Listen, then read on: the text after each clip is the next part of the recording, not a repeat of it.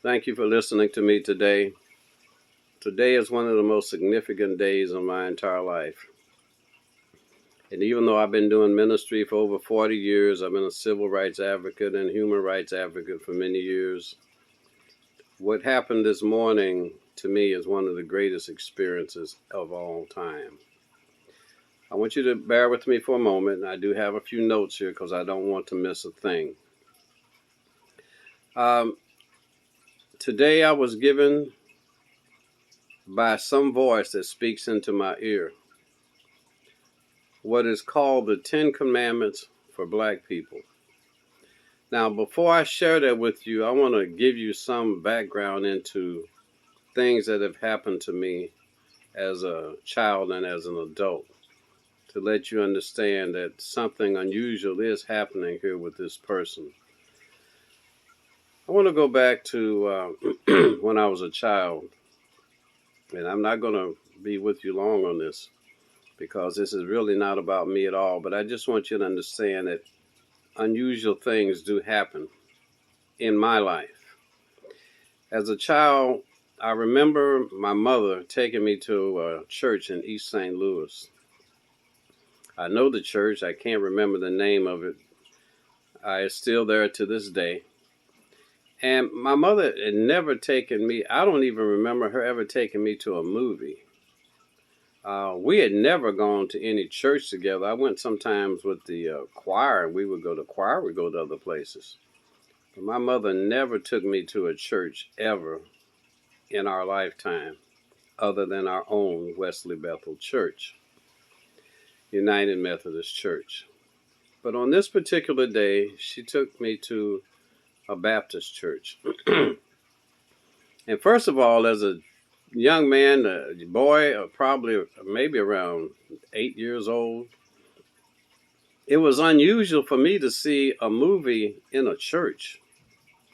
And that was just so strange. We didn't have to pay. There was no popcorn and there was no people singing or anything. The church was presenting this movie. It was so odd to me. And the movie was The Ten Commandments. And after I saw that movie, I was shaken in a way that even to this day, I still remember it. And I have looked at it through the years with the same amount of awe. And I remember saying to myself as a little boy, I said, that's the kind of God that the people need. Not one that you got to read about in a book or one that you never see and nobody can find him and he doesn't talk to you. That's the kind of God that people need. I had never seen anything like that before in that movie. And I remember when the crowd was leaving, I remember my mom pulling me, and I'm still looking at the screen. I didn't want it to end. I wanted it to have more because it was about a God that actually could do something that you could see and you could measure. And I don't even remember the trip home. I don't remember who took us home. All I remember is her pulling me by the arm and my eyes still fixed trying to see around the people to that screen. Sometimes things have significance. I'm going to share another true story with you. I have no reason to lie or exaggerate. My mother's dead now. My father's dead. My beloved grandparents are dead. Some of my best friends are dead. And as I look around and I look at the community that I live in, a lot of it seems to be dead. East St. Louis has lost a lot of what it had. It's dead. I've got gray on me now, and I know how lifespan is on this earth. So I have nothing to do right now but to tell you the truth and pray that God will anoint me to finish this and for you to hear it and to accept it. Around the time of, as a teenager, I remember being led to a church, and I'm going to cut a whole lot out. And the people were praying for me and so forth, that I would receive the Spirit and so forth. And I did that night. And when I went home, talked to my grandmother, it was during the time of the Vietnam War, and I was classified at that point 1A.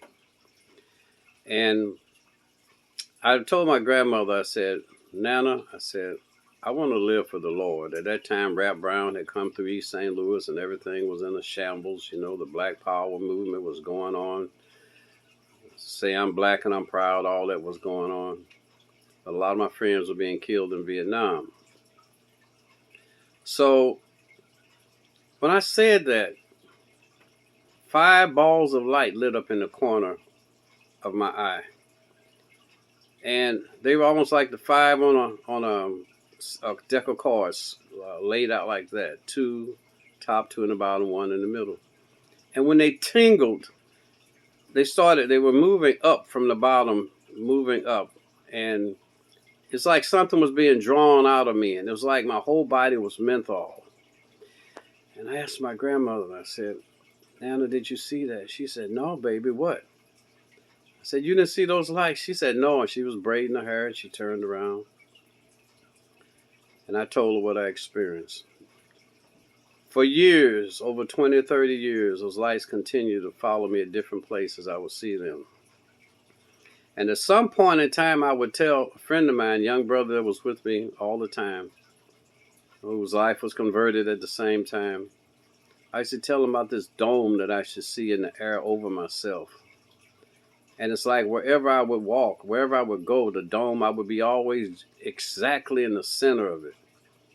It wasn't something that I could see with the physical eye, but it was all like the heat waves that come above the highway when it's hot. I could see the outer edges of it. And I was always in the center. Sometime normally it would be no more than a quarter mile, normally a quarter mile radius from me in every direction.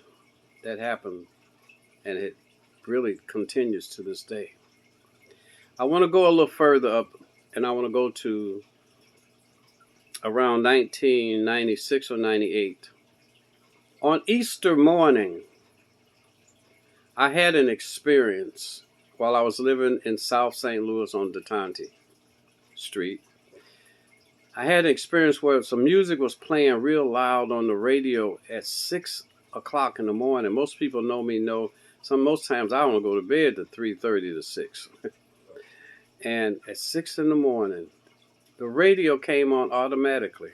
Yeah, it had automatic setting, but I never used it. And the setting, it came on, and it was playing He Has Risen. The choir, some choir was singing He Has Risen over and over again. And at that point in time, I had met Noble Obani Weeberry, a friend of mine from Nigeria, and I had become acquainted with the Ogoni people and their struggle for righteousness and economic and land freedom in the River States region of Nigeria. And they have a very wealthy area there, and the Anglo-Dutch and Royal Dutch Shell was polluting the land and so forth. The children were being born to farm. They could no longer fish. They were fishing in agricultural community. They couldn't do that anymore. The yams were polluted with oil in the soil. And that was their struggle. So I had just recently been indoctrinated to them. And they had a leader by the name of Ken Saro-Wiwa in the Ogoni Nine. And the government of Nigeria trumped up charges on those people who all they wanted was for the white people to do what they did in Europe when they had the oil wells there. They wanted them to simply clean up the land and the air. They did it in Europe so it wouldn't disturb the grouse in their mating season, a bird, but not for these black people. So I felt their struggles. On Easter morning is my point, and this is Easter today, and I didn't realize that until an hour ago. But on Easter morning, just like this morning, and as I'm going to give you what came to me about the 10 Commandments for black people, the face of Ken Saro-Wiwa, one of the men, the main leader that was hung, his face came to me and a big smile. And all he did was smiled and looked at me and began to fade away and dissipated. And the music, He Is Risen, was still playing in the background. I was stunned at that. I told the Ogoni leadership about it. And after that, God gave me the wisdom to start something called Operation Stop, which meant save the Ogoni people. And it was on an Easter morning that this began for me. And Noble Obani Weebury took this to Hague and to the Netherlands and presented this before the United Nations, the Operation Stop. And since that time, I think it's 4-point-something billion naira have been determined to be paid to the Ogoni people for the damage that was done there. And that was given to me on Easter morning. And I didn't think about that until today, that this is now Easter morning again when this comes to me. Many times we're mystified about what in the world can we do? What can we do as black people to recover from the tremendous damages that we've suffered in every direction of life and the cruelties? We become a divided people, a virtually dead, insignificant people now. So I want to share this with you. And I hope this has a meaning to you. The 10 commandments given to me today for black people, and I think out of my 40 years of ministry, this is the sum total. This is the icing on the cake, the cherry on the cake. This is everything, because every time you ask us as people, what do we need to do? How can we recover? We never have a clear answer. Oh, but I thank the God that gave me this information. He never tells me his name. Never see any of that. But the results are there. Here are the 10 commandments that was given to me for you, black people, all over the world. No matter where you may be. This was given to me today in a period of 15 minutes. So here it is. Number 1, you need to implement extreme fear. And I'm going to explain these things in just a moment. You can write that down. Implement extreme fear, number 1. Number 2, return back to being natural. Number 3, reject other people's religion. Number 4, stop begging, create your own. Number 5, avoid all mind-altering drugs. Number 6, restore black pride. Number 7, support black businesses. Number 8, raise black medical professionals. Number 9, raise black scientists.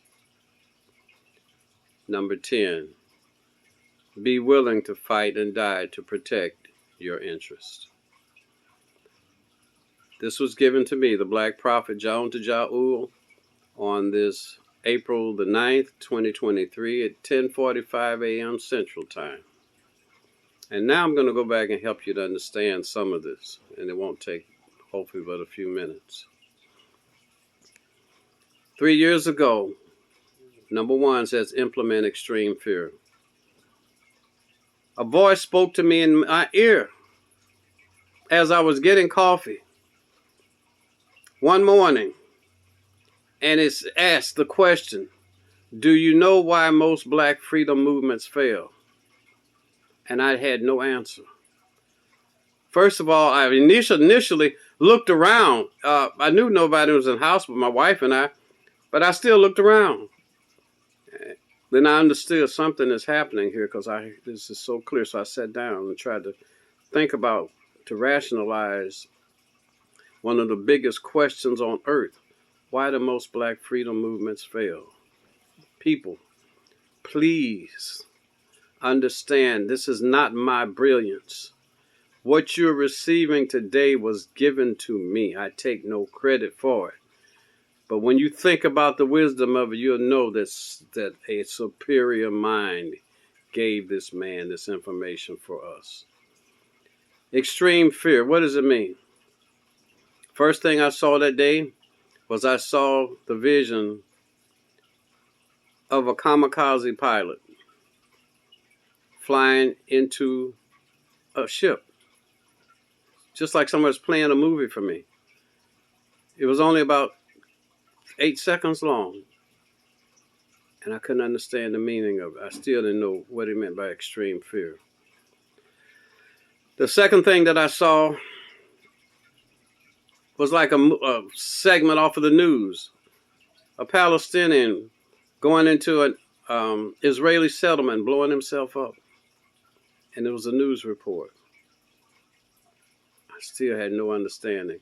But at this time, I was just in awe of what was happening to me.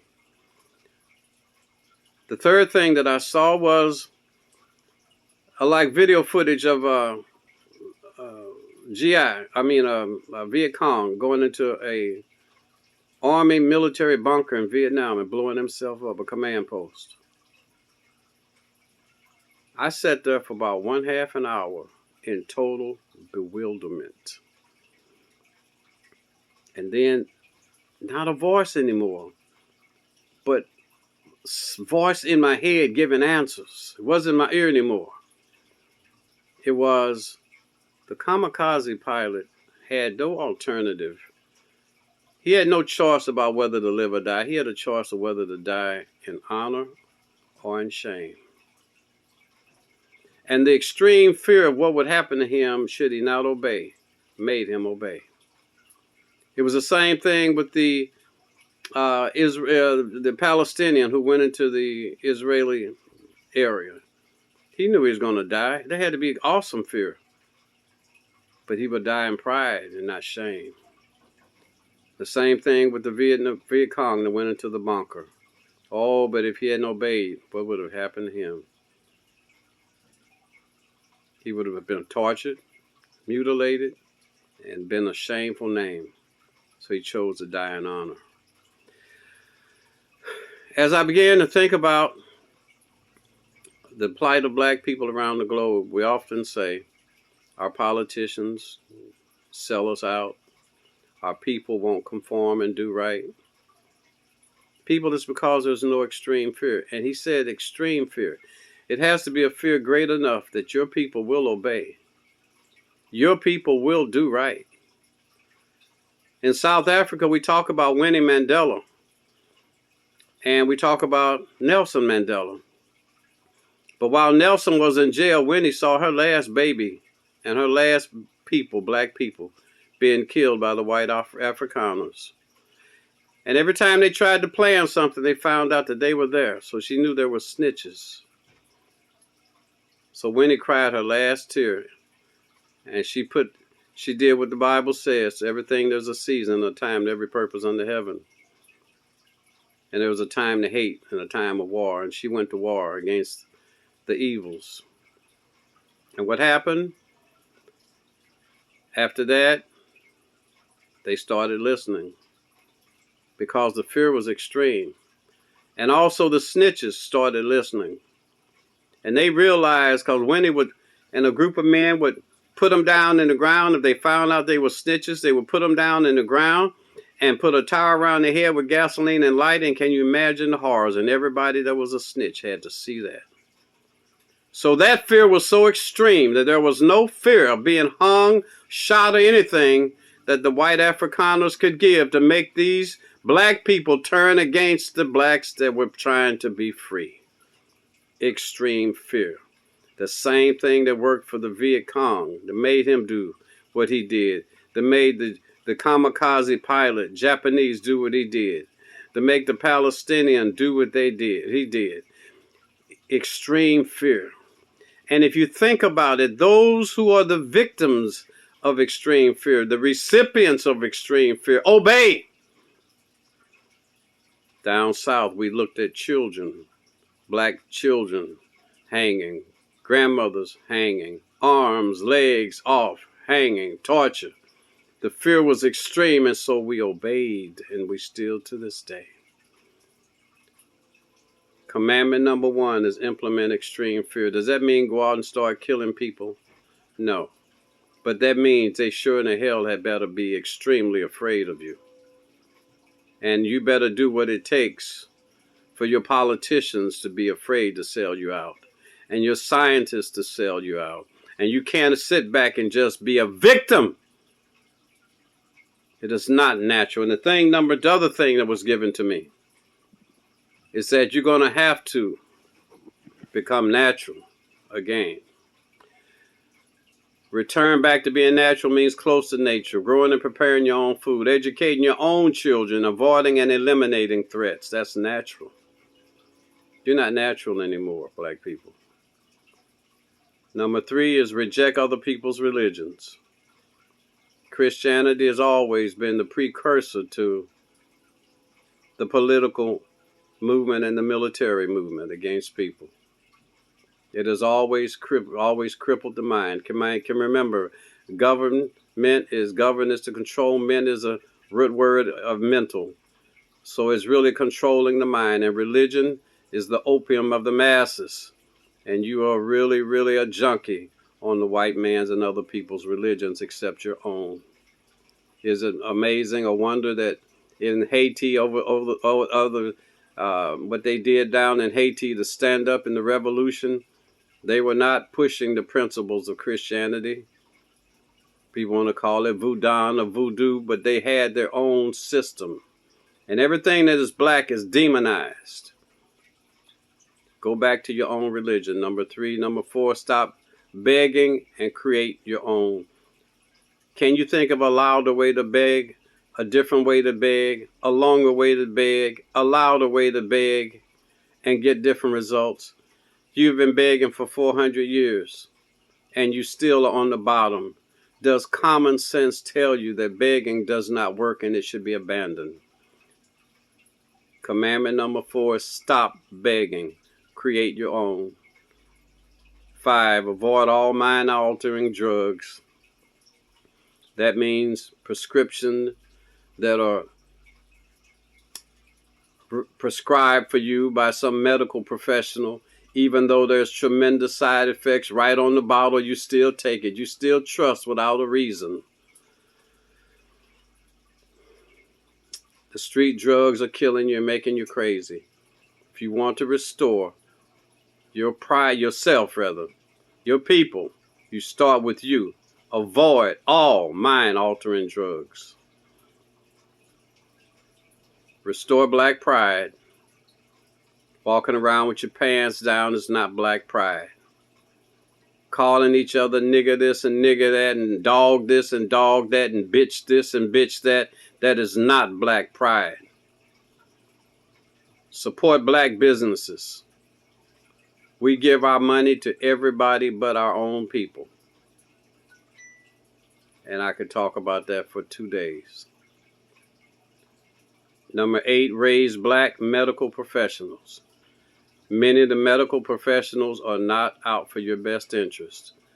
And some of them are not bad people, but the devils in high places have set up the insurance industry so that some of the doctors, and I talked to one of the leading cancer doctors in the world, and he said there's a standard of care.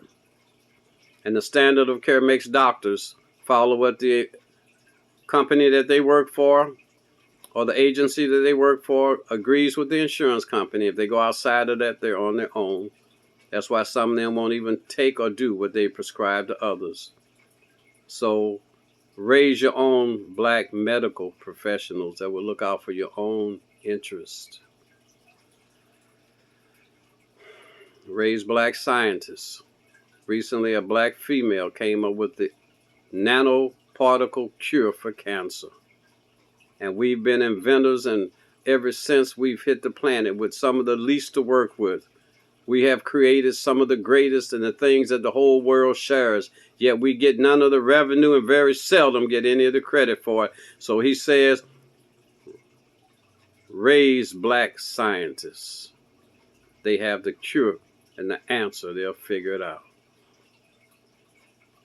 And the 10th thing that he gave was be willing to fight and die to protect your interest. Are black people supposed to fight? You sure in the hell are. Everybody else does it. When everybody else is doing something and they succeed, your Bible says, mark the perfect man and behold the upright, for the end of that man is peace. Everybody's got peace for you, but everybody's been willing to fight. The Japanese have peace. The Vietnamese now have peace. They even do business with the United States. Everybody's guy that has fought this system and physically fought even gets reparations, and you get none, and all you've done is peacefully beg. What is it about the sick mind of the white establishment that they won't give you when you're trying to be peaceful? Now, am I saying going out and wage war? I'm not. I'm saying exactly requoting what the commandments that were given to me said. Be willing to fight. It is necessary in some scenarios to die to protect your interest. I never will forget, and this was an African guy. We were on the stairs of a Lutheran church in South St. Louis, and we were talking about the subject of killing and death and to everything. There's a season and a time to every purpose under heaven. Ecclesiastes, the 3rd chapter. And he told me, he said, I do not believe in killing. And I had said that I did. I said it comes a time. So it got to the point where it seemed like he was trying to front me in front of this white Lutheran pastor. So I demanded, I said, look, okay, let's agree to something. You will answer my questions. I will answer yours. If I ask you a question, you answer. You ask me a question, I will answer. He did his, I did mine. I believe in killing. I asked him this. I know you live here on South Grand. I know you people have just come from overseas. If you come home one day and there's a man raping your wife and she's naked, and you see your daughter laying there all bloody from where she's been raped and assaulted, and he doesn't see you when you open the door and there's a bat right there, what would you do? He said, that is not a fair question. I said, no, does that happen? The things and scenarios like that, do they really happen to people? And he agreed. Yes, they do. I said, well, you promised me. You said that you would answer my question, and I ask you again, what would you do? He got quiet. Then he blurted out, I would bash his brains out. I said, so you do believe in killing under the right situation. See, people, we are not normal anymore as people. We really are not. I won't add any more to this. I have said all that I need to say. I've gone further than I intended to go. I will requote and restate, and I hope you write this down and share this with people everywhere. I believe the voice was the voice of the Almighty God of this earth and the worlds. But you can determine where it came from. But I'm just going to simply say this to you. It came on this Easter morning. And the last time something came to me was about the Ogoni people. And that was Easter around 1998. And that had tremendous significance. And Operation Stop, Save the Ogoni People, still continues, and the struggle goes on to this day. I hope this has been a blessing to you. I appreciate you listening. I know now the answer to the mystery that haunts the black people all over the world. What can we do to survive, to stay alive, and to thrive? The answer has been given in the 10 Commandments for black people. Thank you for listening, and I hope you really believe this today.